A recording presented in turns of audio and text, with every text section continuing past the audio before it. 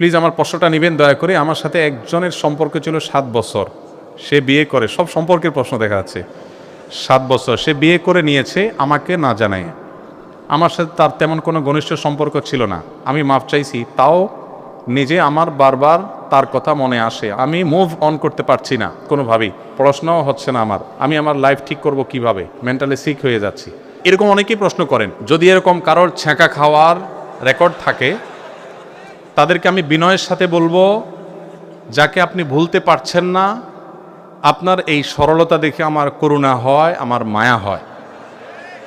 কেন করুণা হয়, কেন মায়া হয়? কারণ যে আপনাকে ছাড়া আরেকজনের সাথে বিবাহ করে সুন্দর জীবন যাপন করছে, আপনি তাকে ভুলতে পারা উচিত।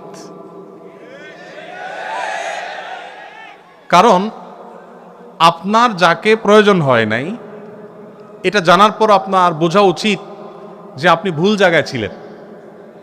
এখন আপনি, সে যদি একটা বিয়ে করে সুখী থাকে, আপনি ছেলে হয়ে থাকলে আপনার সামর্থ্য থাকলে 4টা বিয়ে একসাথে করা উচিত, যাতে তার কাছে প্রমাণ করা যায় যে তুমি যদি আমার ছাড়া সুখী থাকতে পারো, তোমার চাইতে আমি বেশি সুখী আরো। এটা হলো বেটাগিরি। আর আদা বেটাগিরি হলো আপনি যেটা বললেন, আপনার মন খারাপ, আপনি কান্নাকাটি করছেন। কেন আপনি কান্নাকাটি করবেন? আপনার কিসে দুর্বলতা আছে? আপনার তো দুর্বলতা নেই, আপনি কেন কান্নাকাটি করবেন?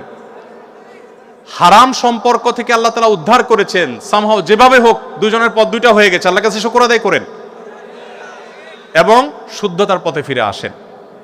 আর এগুলো যৌবনের ভ্রম, একটা সময় খুব খারাপ টারাপ লাগে, এগুলো দেখবেন একসময় নিজেরই হাসি পাবে, যখন ছেলে মেয়ে হয়ে যাবে বড়, তখন দেখবেন আরে কত পাগলামি ছাগলামি জীবনে